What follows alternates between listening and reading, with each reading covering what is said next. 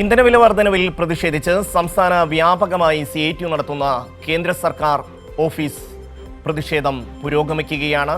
വിവിധ ജില്ലകളിൽ കേന്ദ്ര സർക്കാർ ഓഫീസുകളിലേക്ക് മാർച്ച് സംഘടിപ്പിക്കുന്നുണ്ട്. വിലവർധനവ് സാധാരണ ജനങ്ങൾക്ക് താങ്ങാൻ കഴിയാത്ത നിലയിലേക്ക് മാറുകയാണ്. ഓരോ ദിവസവും പെട്രോളിൻ്റെയും ഡീസലിൻ്റെയും വില വർദ്ധിക്കുന്നു, LPGയുടെ വില വർദ്ധിക്കുന്നു, അതുപോലെ തന്നെ വാണിജ്യ സിലിണ്ടറുകളുടെ വില വർദ്ധിക്കുന്നു. സംസ്ഥാനത്തെ ഹോട്ടലുകൾ അടക്കം അടച്ചുപൂട്ടേണ്ടുന്ന അവസ്ഥയിലേക്ക് കാര്യങ്ങൾ നീങ്ങുകയാണ്. സാധാരണ മനുഷ്യൻ്റെ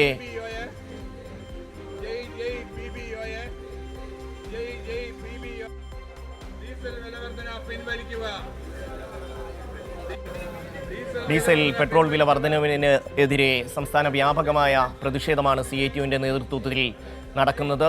നിരവധി ഹോട്ടലുകളാണ് സംസ്ഥാനത്തിൻ്റെ വിവിധ ഭാഗങ്ങളിൽ പൂട്ടേണ്ടി വരുന്നത്. നിരവധി പേർക്ക് തൊഴിലില്ലാത്ത സാഹചര്യത്തിലേക്ക് നീങ്ങുന്നു.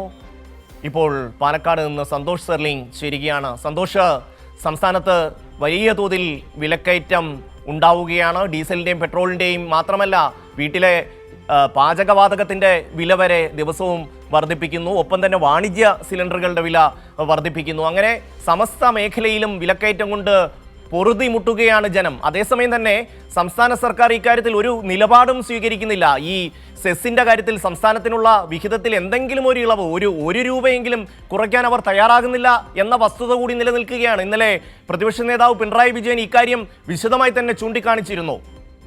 സെർലിംഗ്, ഷമി, പൊതുജനങ്ങളുടെ ജീവിതം തന്നെ ദുരിതത്തിലാക്കിക്കൊണ്ടാണ് കഴിഞ്ഞ കുറേ ദിവസങ്ങളായി കേന്ദ്ര സർക്കാരിന്റെ പല തീരുമാനങ്ങളും പുറത്തു വരുന്നത്. ഏറ്റവും പ്രധാനപ്പെട്ട ഒരു കാര്യമായി പലപ്പോഴും ഇന്ധന വില വർധനവ്, അത് കമ്പനികൾക്ക് താങ്ങാൻ കഴിയുന്നില്ല എന്ന് പറഞ്ഞ് അതിന്റെ ദുരിതം മുഴുവൻ ജനങ്ങൾക്ക് മേൽ പഠിച്ചേൽപ്പിക്കുന്നു. അതിന് പിന്നാലെയാണ് ഇന്നലെ ഗാർഹിക ഉപഭോക്താക്കളുടെ ഗ്യാസ് വിലയും വർദ്ധിപ്പിച്ചിരിക്കുന്നത്.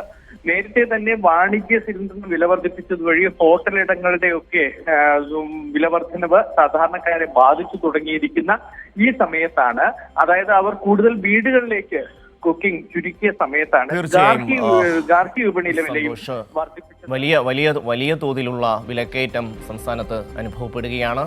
സാധാരണ ജനങ്ങൾ ജീവിത പ്രാരാബ്ദങ്ങളാൽ ബുദ്ധിമുട്ടുമ്പോൾ ഒരു ഇടപെടലും സംസ്ഥാന സർക്കാർ ഇക്കാര്യത്തിൽ നടത്തുന്നില്ല എന്നത് കൂടിയുണ്ട്. സന്തോഷ് സെർലിംഗാണ് വിവരങ്ങൾ നൽകിയത്.